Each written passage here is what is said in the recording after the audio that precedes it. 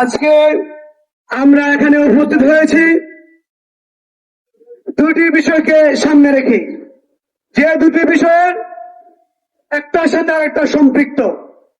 2009 সালে বিডিআর বিদ্রোহের মাধ্যমে বাংলাদেশ যে বিডিআর বাহিনী তাদেরকে পঙ্গু করে দেওয়া হয়েছে, যারা বিগত দিনে সীমান্তে ভারতীয় বিএসএফ দের সাথে চোখে চোখ রেখে কথা বলতো, তাদেরকে 2009 সালের যে বিডিআর বিদ্রোহের মাধ্যমে সেই তাদের সক্ষমতা নিঃশেষ করে দেওয়ার মাধ্যমে প্রতিনিয়ত আমরা দেখছি বাংলাদেশের সীমান্তে বাংলাদেশের সাধারণ নাগরিকদেরকে বিএসএফ কর্তৃক হত্যা করা হয়। আমি একটা প্রতিবেদন দেখছিলাম 2025 সালে মানবাধিকার সংগঠন HRSS কর্তৃক একটা প্রতিবেদন প্রকাশিত হয়েছে।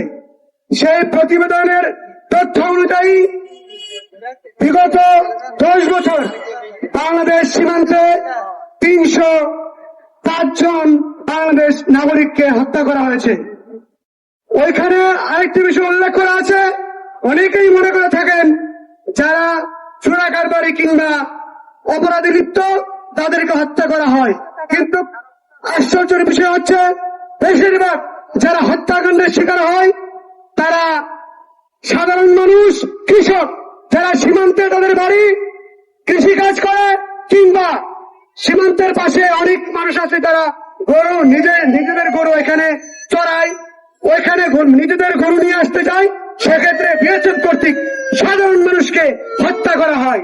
কিন্তু আশ্চর্যের বিষয় হচ্ছে গণঅভ্যুত্থানের মাধ্যমে আমাদের সরকার পরিবর্তন হয়েছে।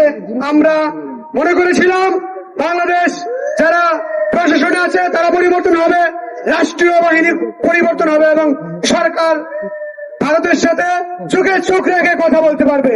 কিন্তু দুঃখের ব্যাপার হচ্ছে বিগত দিনে যেভাবে বিএসএফ আমাদের সাধারণ মানুষকে হত্যা করা হতো, এখনো ইউনিট সরকারের আমলে আমাদের দেশের সাধারণ মানুষকে হত্যা করা হচ্ছে।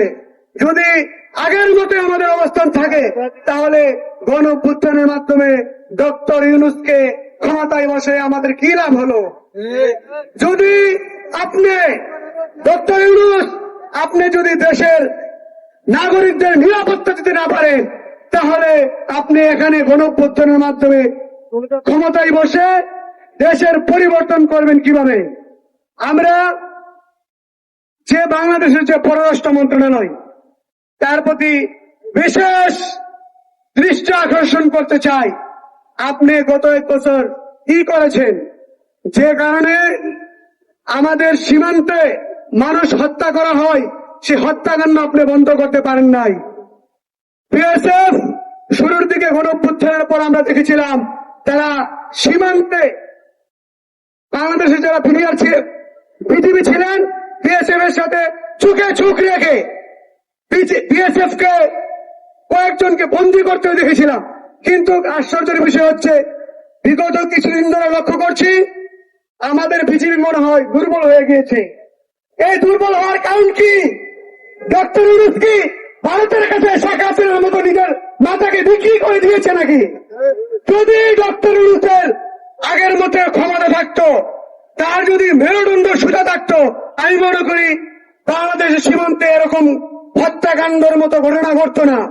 আমার মনে হয় তার ক্ষমতা টিকানোর জন্য এবং ডক্টর ইউনূসকে সেফ এক্সিট দেওয়ার জন্য ভারতের সাথে তিনি আঘাত করেছেন, যে কারণেই তার নতজানু নীতির কারণে ভারত আবার আমার বাংলাদেশের মানুষকে হত্যা করছে, বিএসএফ কর্তৃক সাধারণ নাগরিককে হত্যা করছে।